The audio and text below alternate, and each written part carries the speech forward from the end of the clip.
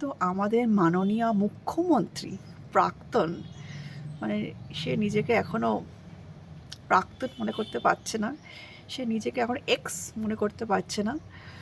মানে সে কোন জগতে আছে জানি না, এতদিন জানতাম সে একটু পাগল, বাট এখন তো দেখছি পুরোটাই পাগল। এখন তো দেখি সে পুরোটাই তার তার কাটা।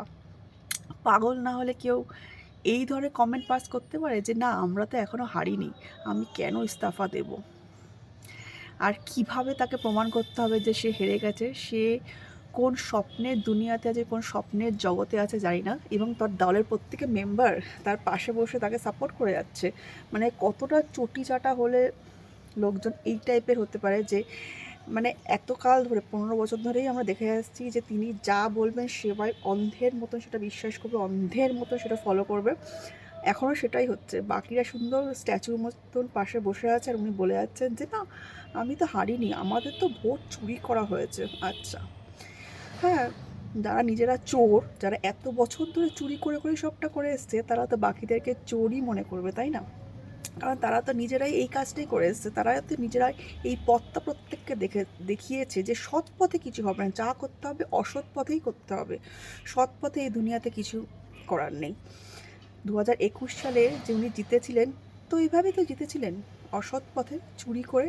তো আজকে যখন সেম পলিসি তার সাথে ফলো করা যদি হয়েও থাকে, আমি বলছি না হয়েছে, যদিও হয়ে থাকে, তার জন্য তার গায়ে লাগছে, কারণ সে তো নিজেই সেম জিনিসটাই করেছিল, করে এসছে এতকাল ধরে। মানুষকে জোর করে ভোট দিয়েছে, মানুষকে জোর করে কিছু মানুষকে ভোট দিতে দেয়নি, মানুষের টাকা দিয়েছে।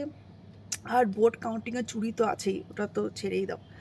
তো আজকে যদি আমাদের এই পার্টি যিনি এসছেন, তারা যদি সত্যিকারে সেটাই করে থাকে, তাহলে ভুল কি করেছে? সোজা পথে যদি ঘি না ওঠে তাকে তো আঙুল বেঁকাতেই হবে, তাই না? এটাই তো নিয়ম, দুনিয়ার নিয়ম। কারণ 2021 সালে তারা সোজা পথে, সৎ পথে চেষ্টা করেছিল ভোটিংটা করার প্রপারলি, কিন্তু তারা করতে দেয়নি। তারা সেখানে তার দলবাজি করে, থ্রেট কালচার করে, মানুষকে ধমকি দিয়ে, ভয় দেখিয়ে ভোটগুলি কাউন্টিং করিয়েছিল। কিন্তু এইবার যখন আমাদের বিজেপি সরকার বুঝে গেছে তার ট্যাকটিক্সটা কী, সে কী পলিসিতে কাজ করে, তখন তারাও জোর কদমে নেমে পড়েছে। তারাও বুঝে গেছে যে একে শায়েস্তা করার উপায় যদি হয় থাকে তাহলে এইভাবেই করতে হবে।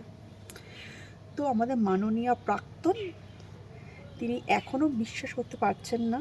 জানি না সে কবে বিশ্বাস করবে, কবে সে স্বপ্নের জগৎ থেকে ভূমিষ্ঠ হবে, আর তার দলের লোকেরাও তাকে এখনও মাথা নত করে তার সমস্ত বক্তব্য, তার সমস্ত কিছু মানে অ্যাকসেপ্ট করবে, তাকে বোঝাবে না যে না আমরা হেরে গেছি, এই রিয়ালিটিকে আমাদেরকে মানতে হবে, বিশ্বাস করতে হবে। না, সে সেটা করবে না। কারণ সে যতক্ষণ না দাঙ্গা ঝামেলা ঝাঁটি অশান্তি না করবে তার তো শান্তি নেই।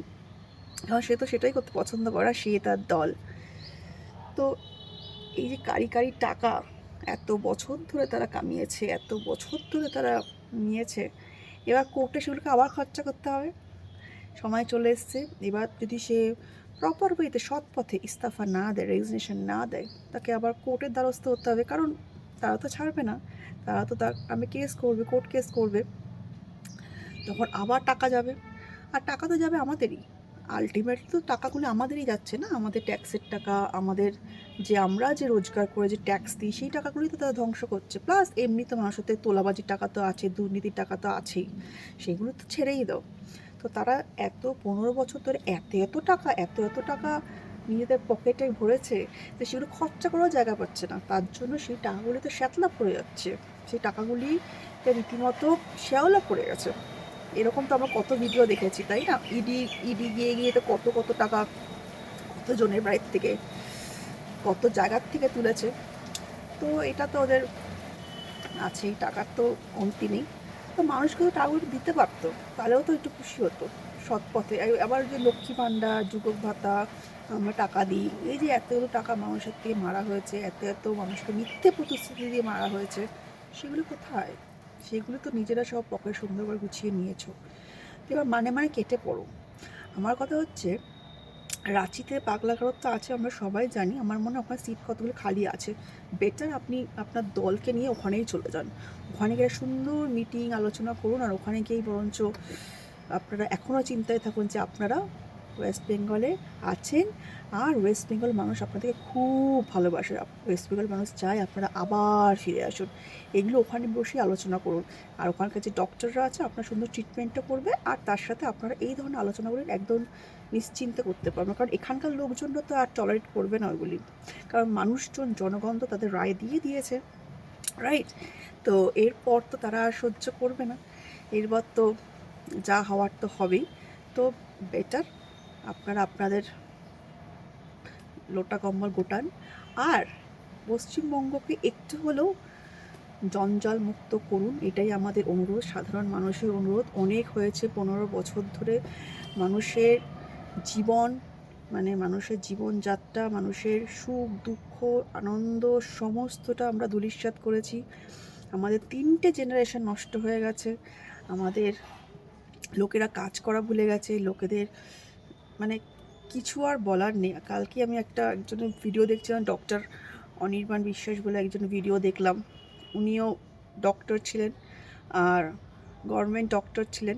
ওনার সাথে কতটা অত্যাচারিত সে ছিল, আর কতটা মানে খারাপ হয়েছে সেটা সমস্ত সে লাইভ করে বলছে। এখন তো অনেকেই বলছে, অনেক মানুষই বই কার সাথে কেউ, কারণ এতদিন তো কেউ মুখ খুলতে পারেনি, তাই না?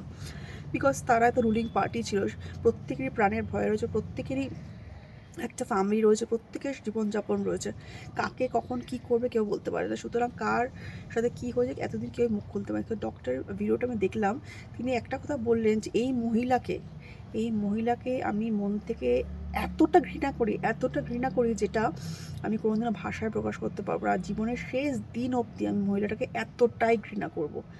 সে আমাদের মেডিকেল প্রফেশনটাকে কি মনে করে রেখে দিয়ে যে যখন যেটা তাকে বলবে সেটা তাকে করতে হবে। ইভেন তিনি অভয়ের কথাও বললেন যে আমরা জানি অভয় যেহেতু প্রতিবাদ করেছে বলে আমাদের ডাক্তাররা যারা সিন্ডিকেট, যারা ওখানে নোংরামি করতে, তাদের বিরুদ্ধে যেহেতু অভয় প্রোটেক্ট করেছে, ব্যাস তার জীবনটাও চলে গেল। মানে যে মুখ খুলবে তার জীবন শেষ।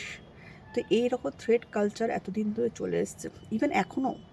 আজকে আমাদের 4th মে অলরেডি জনসাধারণ তার রায় দিয়েছে, তারপরেও এখনও তাদের থ্রেড কালচার বন্ধ হচ্ছে না।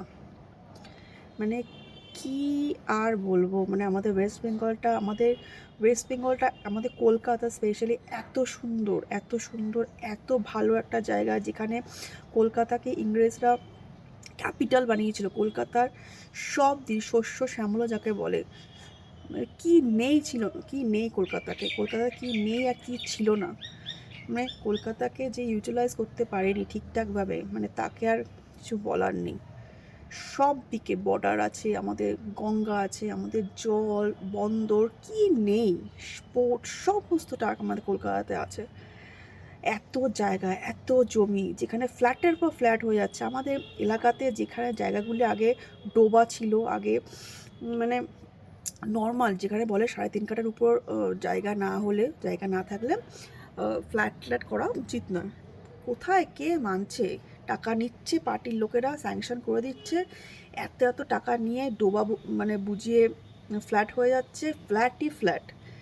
যে এত বড় এই যে আমাদের নিউ টাউন সব জায়গায় এত জায়গা ছিল, জায়গা জমি, সেখানে তো একটা কারখানা হতে পারতো, সেখানে তো একটা শিল্প হতে পারতো, সেখানে তো একটা ভালো অফিস হতে পারতো, কিন্তু না, শুধু ফ্ল্যাট কালচার। সব জায়গায় ফ্ল্যাট হয়ে পুরো জায়গা নষ্ট করে, জনসংখ্যা বাড়িয়ে, মানে যা তা অবশ্য শুধু টাকার জন্য সব ফ্ল্যাট হয়ে সব বাড়ি ভেঙে ফেলছে। মানে কালকে যেই বাড়িটা দেখছি, কিছুদিন পরে দেখছি যে সে বাড়ি ভেঙে ফেলছে। মানে তাদেরকে বাড়ি থেকে রীতিমতো থ্রেট দেওয়া হচ্ছে, তোমাকে উঠতে হবে, আইদার তোমাকে ছাড়তে হবে, নয়তো তোমার অবস্থা খারাপ। তাও কিছুদিন পর সেখানে আগুন লাগিয়ে দিচ্ছে, নয়তো তার ফ্যামিলি কাউকে থ্রেট দিচ্ছে, নয়তো তাকে মেরে দেওয়ার হুমকি দিচ্ছে, নয়তো রাস্তাঘাটে তার সাথে কোনো খারাপ কিছু করছে। ব্যাস সে বাদ, সবারই তো জীবনে প্রাণের ভয় আছে, তাই না? তো এই হচ্ছে কালচার। তো এখনও অবধি জানি না আমাদের ভবিষ্যৎ কি ওয়েস্ট বেঙ্গলের। সে আবার 100% শিওর সে কোনো একটা ঝামেলা আবার ক্রিয়েট করবে। ঝামেলাটা ক্রিয়েট করার পর তারপরে আবার জানি না কী হবে। আজকে 2011 সালে বুদ্ধদেব বাবু একটা শব্দ তিনি করেননি, তিনি নিজে গিয়ে রেজিগনেশন দিয়ে, মানে কত শান্ত মাথায়, কত ভদ্রতার সাথে, নম্রতার সাথে সে রেজিগনেশন দিয়ে বেরিয়ে এসেছিল মাথা নত করে। আর এখনও লড়ে যাচ্ছে, মানে ভাঙবে তবু মোচড়াবে না। চোরের মায়ের বড় গলা চিৎকার এখনও সে করে আছে, এখনও তার বুকের পাতে এত দম, এখনও সে লড়ে আছে যে আর বলছে যে আমার ভোট চুরি করা হয়েছে, আমি মানব না। আবার কি ভোট হবে আমাদের জানি না, কি হবে আমাদের ভবিষ্যৎ তোমরাই বলো, তোমাদের কি মতামত?